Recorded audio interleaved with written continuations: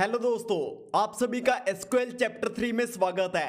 आज की इस वीडियो में हम एसक्यूएल डेटा टाइप्स के बारे में बात करेंगे। वैसे एसक्यूएल के अंदर बहुत सारे डेटा टाइप्स होते हैं, लेकिन आज की इस वीडियो में हम कुछ सबसे ज्यादा इंपॉर्टेंट और सबसे ज्यादा यूज होने वाले डेटा टाइप्स के बारे में बात करेंगे। तो चलिए सीधा वीडियो को शुरू करते हैं। तो हमारा सबसे पहला डेटा टाइप है कैर, जिसके अंदर हमारी सारी की सारी टेक्स्ट वैल्यूज स्टोर होती हैं। जैसे अगर हमारे डेटा के अंदर हमारे पास नेम कॉलम है, डिपार्टमेंट कॉलम है, तो इसके अंदर हमारी जो भी वैल्यूज होंगी वो टेक्स्ट के अंदर होंगी और इन्हें स्टोर करने के लिए कैर का यूज किया जाता है। कैर का यूज करने के लिए हम कॉलम का नेम टाइप करते हैं, कैर टाइप करते हैं और इसके बाद एक मैक्सिमम लेंथ डिसाइड करते हैं। जैसे अगर मैं यहां पर 5 टाइप करता हूं तो हमारे इस कॉलम के अंदर जो भी कैरेक्टर होंगे उनकी मैक्सिमम लेंथ 5 होगी। अगर हम उनकी लेंथ 5 से ज्यादा रखते हैं तो हमारे पास एरर आ जाएगा, हम उसे यहां पर स्टोर नहीं कर पाएंगे, यानी ये एक मैक्सिमम लेंथ होती है। इसी तरीके से हमारा दूसरा डेटा टाइप होता है वेरचर, जिसका यूज भी हम टेक्स्ट वैल्यूज को स्टोर करने के लिए करते हैं। वेरचर का यूज करने के लिए हम कॉलम का नेम टाइप करते हैं, वेरचर टाइप करते हैं और इसके बाद एक मैक्सिमम लेंथ डिसाइड करते हैं। लेकिन आप लोगों ने ज्यादातर केसेस में देखा होगा, ज्यादातर लोग टेक्स्ट वैल्यूज को स्टोर करने के लिए कैर की जगह वेरचर का यूज करते हैं, क्योंकि इन दोनों में छोटा सा डिफरेंस होता है जिसे समझना काफी ज्यादा इंपॉर्टेंट है। तो चलिए इन दोनों के बीच क्या डिफरेंस होता है उसे समझते हैं।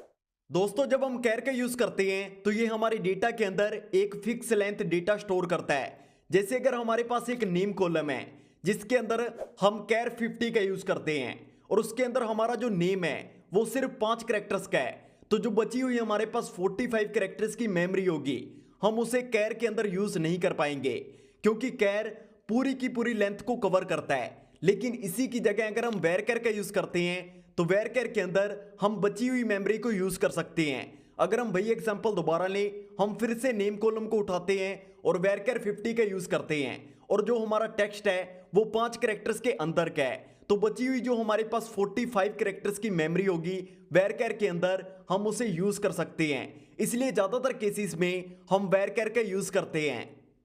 इसके बाद हमारा तीसरा डेटा टाइप है ब्लोब, जिसका यूज बाइनरी डेटा को स्टोर करने के लिए किया जाता है। जैसे हमारे पास इमेजेस हैं, फाइल्स हैं, कोई फोटो हो सकती है, कोई डॉक्यूमेंट हो सकता है, इन सबको स्टोर करने के लिए ब्लोब का यूज किया जाता है। ब्लोब का यूज करने के लिए हम कॉलम का नेम टाइप करते हैं, ब्लोब टाइप करते हैं और एंड में सेमीकोलंस का यूज करते हैं। इसके बाद हमारा चौथा डेटा टाइप है इंट, जिसका यूज नॉर्मल इंटीजर वैल्यूज को स्टोर करने के लिए किया जाता है। जैसे अगर हमारे डेटा के अंदर हमारे पास नंबर 25 है, 100 है, -10 है, ये सारी की सारी नॉर्मल इंटीजर वैल्यूज हैं और इन्हें स्टोर करने के लिए हम इंट का यूज करते हैं। जैसे एग्जांपल के लिए अगर हमारे पास एज कॉलम है तो इसके अंदर हमारी जो भी वैल्यूज होंगी वो इंटीजर वैल्यूज होंगी और इन्हें स्टोर करने के लिए हम इंट का यूज कर सकते हैं। इसके बाद हमारा अगला डेटा टाइप है टाइनइंट, जो कि हमारी छोटी इंटीजर वैल्यूज को स्टोर करता है।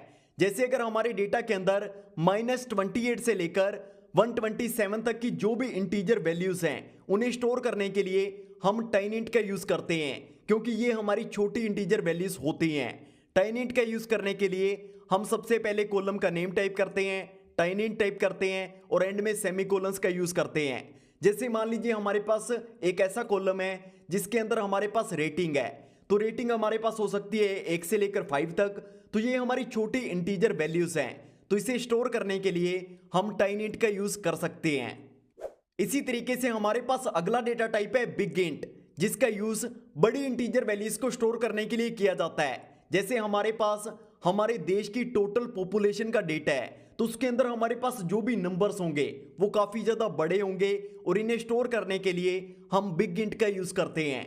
बिग इंट का यूज करने के लिए हम कॉलम का नेम टाइप करते हैं, बिग इंट टाइप करते हैं और एंड में सेमीकोलंस का यूज करते हैं।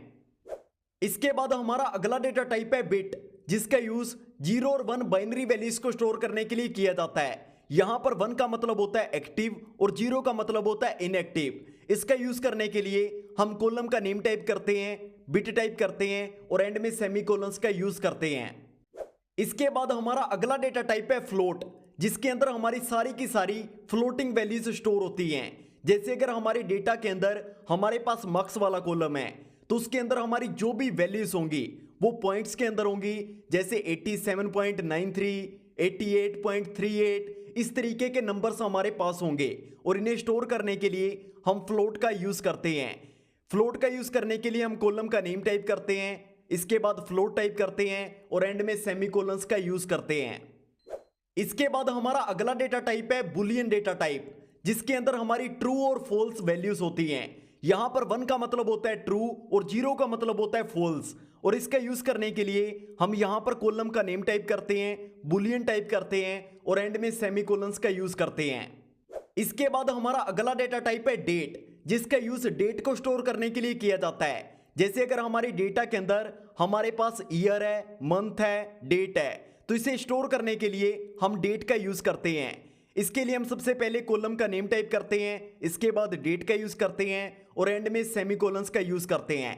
इसके बाद हम इस कॉलम के अंदर डेट को स्टोर कर सकते हैं।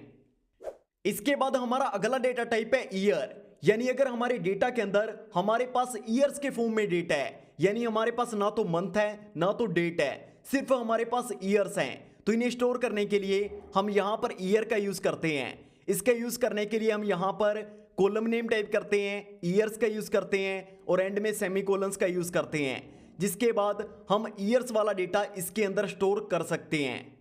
इसके बाद एंड में हमारे पास एक और डेटा टाइप होता है डबल डेटा टाइप, जिसके अंदर हमारी सारी की सारी डेसिमल वैल्यूज स्टोर होती हैं। इसका यूज करने के लिए हम कॉलम का नेम टाइप करते हैं, डबल टाइप करते हैं और एंड में सेमीकोलंस का यूज करते हैं, जिसके बाद हम इसके अंदर डेसिमल वैल्यूज को स्टोर कर सकते हैं। तो ये थे कुछ इंपॉर्टेंट डेटा टाइप्स जिनके बारे में हमने इस वीडियो में सीखा। तो फिर मिलते हैं इसी तरह की किसी नई इंटरेस्टिंग वीडियो के साथ।